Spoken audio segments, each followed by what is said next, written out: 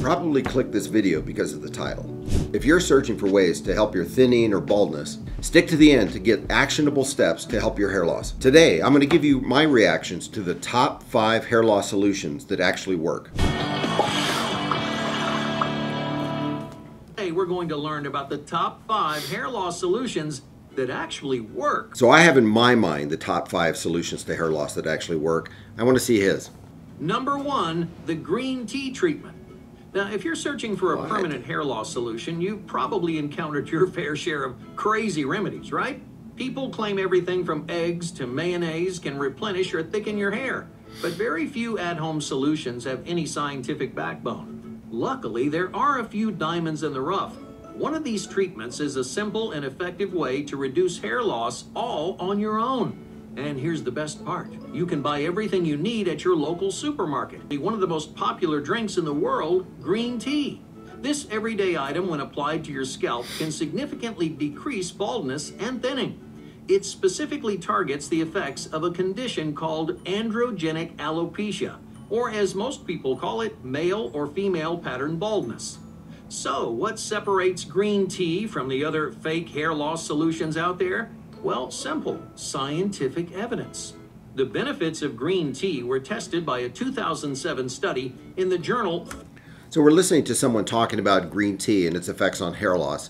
I'm not aware of any major studies that actually tell us that green tea is effective in male pattern loss. And even though he says it targets androgenetic alopecia, there's a lot of things that may have some impact, but you have to see the data. So I'm going to see what he says. Phytomedicine. And like most people, these researchers were skeptical of whether or not green tea actually worked. Hey, it turns out green tea really does make a difference. It may not be an instant cure for bald spots or patches, but research shows that green tea nurtures the scalp, it slows down hair loss, and it paves the way for new hair growth. Wow, that was a big jump. He first tells us about green tea and a study in something called Phytomedicine Journal. And he's talking about the results. And he says it can actually grow hair and slow hair loss. He doesn't provide any data for that. I can tell you I've been doing this for 26 years.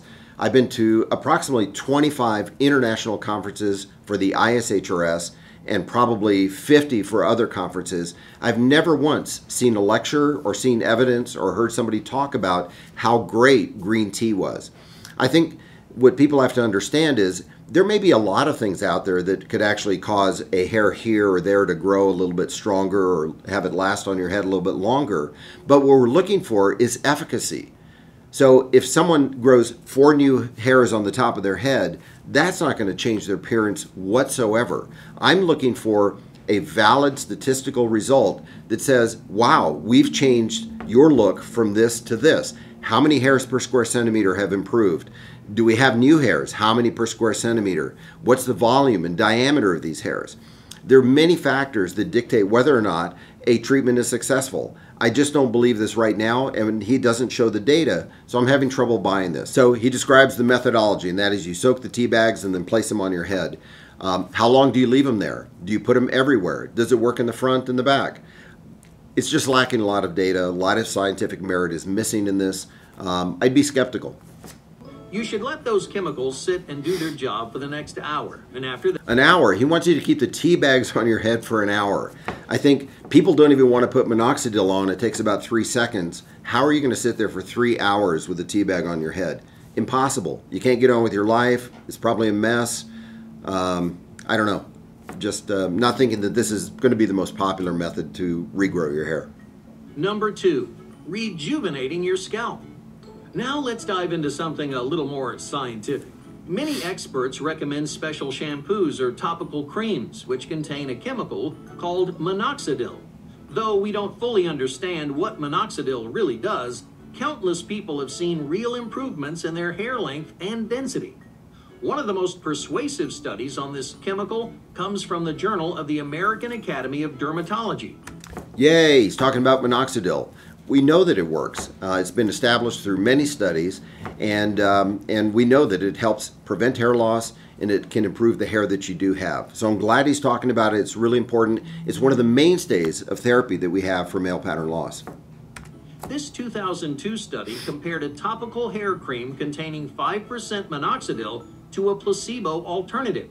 So, if minoxidil really does encourage hair growth, the first cream should perform better than the second one, right? Well, that's exactly what happened.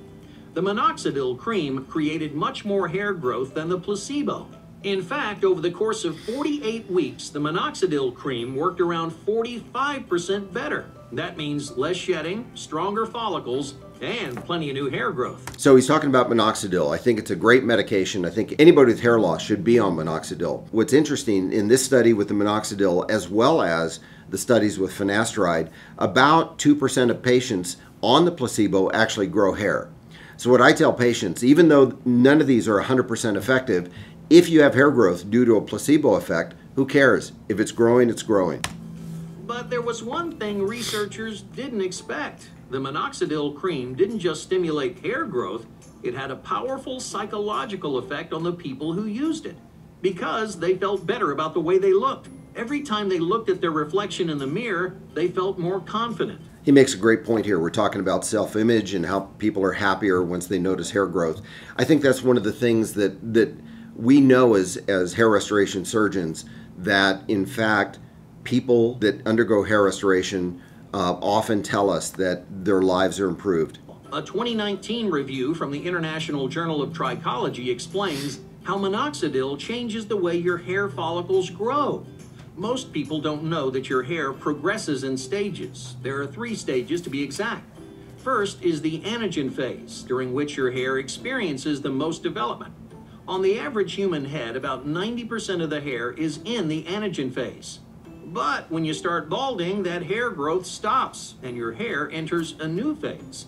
Either your hair starts regressing, otherwise known as the catagen phase, or your hair does nothing, entering the telogen phase. Both phases see little to no growth, which can be a big problem. Really have an issue about how he's explaining the natural hair growth cycle. The healthiest hair on your head goes through all those phases. It goes through the anagen growth phase, the telogen rest phase, the catagen phase. So he's mixing up concepts here. Healthy hair has all those phases. But what actually happens is someone with androgenetic alopecia, the growth phase becomes shorter and shorter.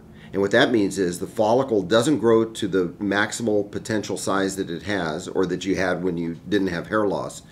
And once you have androgenetic alopecia and that anagen phase is shorter, the hair doesn't get a chance to grow to its full potential. So he's not exactly correct in this description of hair growth phases.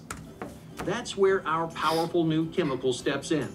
Minoxidil pushes hair follicles from the telogen phase to the anagen phase. In other words, it forces them to start growing again, and it creates longer, thicker hair. What he failed to explain in that, yes, it does force hairs in the resting phase, the telogen phase, to go into anagen, but really how it impacts your hair in the most maximal way is to lengthen that anagen phase. The normal anagen or growth phase is 2 to 4 years.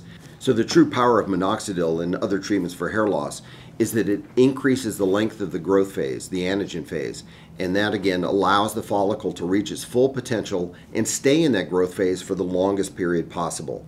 That's how it works. It doesn't necessarily force hairs out of telogen into anagen and they just stay in that phase forever. It lengthens the anagen phase. Power of soft showers. When you wake up in the morning, nothing feels better than hot water running over your head. It's relaxing, it's peaceful, but it can be devastating to your hair follicles. Few people realize just how much damage that showers can do to their scalp. Any kind of hard water decreases the durability of your hair, and it opens the door for breakage and hair loss. This comes from a 2018 study published by the International Journal of Technology. And in this study, researchers... Now he's talking about something completely different than hair loss and genetic hair loss. We know the cause of genetic hair loss, and that is primarily a sensitivity of follicles to dihydrotestosterone, specifically type 2. He's talking about the dead part of the hair that obviously we want to see. We want a lot of that hair on the top of our heads, but he's talking about the nature of this portion of the hair fiber. Yes, there's a lot of things that can damage it, and apparently this study shows that the softness or hardness of water can have an impact. So does brushing it and curling it and using straighteners on it, and all these different treatments can actually impact the health of the dead part of the hair. That's not going to impact male pattern baldness or androgenetic alopecia whatsoever. Measured the strength of human hair under soft and hard water. They wanted to figure out whether or not hard water actually damages your hair follicles. It turns out it does. Hair follicles that encountered hard water were weaker and much more fragile. On average, they had significantly lower tensile strength, which... I don't know if I can trust this guy. He's confusing hair follicles with the hair shaft. He's saying that the hard water actually impacts the hair follicle, making it have lower tensile strength. What he's referring to is the actual hair fiber itself having a lower tensile strength. So he's confusing the facts here. So I'm not sure where he's coming from and where he gets his information. I think he's a little confused about hair versus hair follicles. So instead of letting that water beat down on your head, get a new shower head and save your hair from the dangers of... Wow. Now he's confusing how hard the water is emerging from the actual shower head versus the hardness of the water.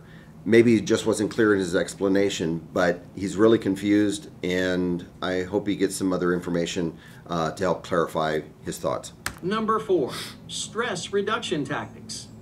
Stress and your hair just don't get along. More often than not, stress is the root cause of serious hair conditions like patchy hair loss. Stress is such a huge problem that many stress reduction tactics also give your hair a boost of growth. Meditation is a great example. Now, I know this doesn't seem like a real hair loss solution on its own, but according to a 2006 study published by the American Psychological Association, it's an effective way to manage the stress in your life and recover after experiencing a stressful event. He brings up that stress can be a component in hair loss, and that's absolutely correct. Some studies have shown, though, it's not as prevalent or as common as you would think.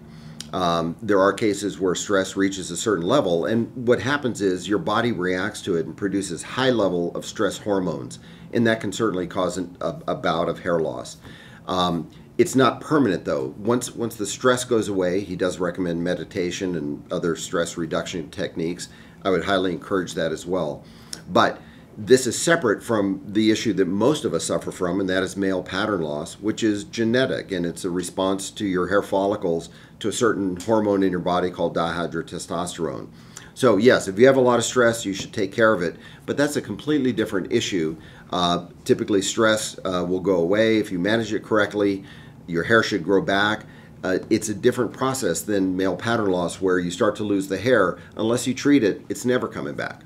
So try to incorporate meditation into your daily routine, because this healthy habit can really cut down the stress in your life, and that can work wonders for your hair. I'm all against stress reduction. I meditate myself, but you have to be careful that you're actually treating the condition that you have. I would suggest you seek a medical professional. If they feel that stress is the issue, then go down that path. If it's male pattern loss, seek out some professional help that will actually treat male pattern loss.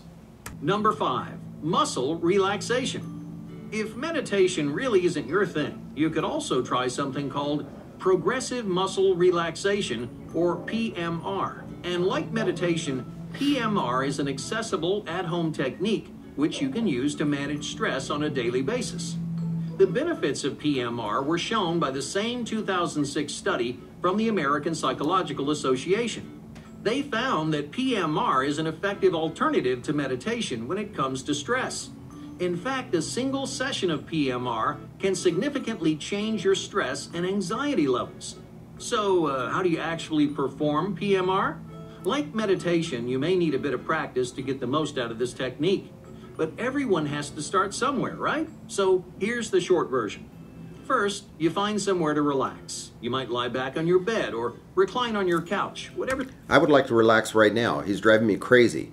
I think it's really important that if you have an issue that you're really concerned about, like male pattern loss, you go see a professional that's dedicated to knowing what really works and knowing how to treat the condition.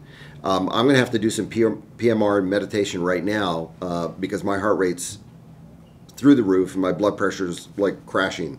I think, everybody ought to seek a healthy lifestyle and all that, but you really want to treat the condition and the causes of that condition, and he's really skirting around the issue.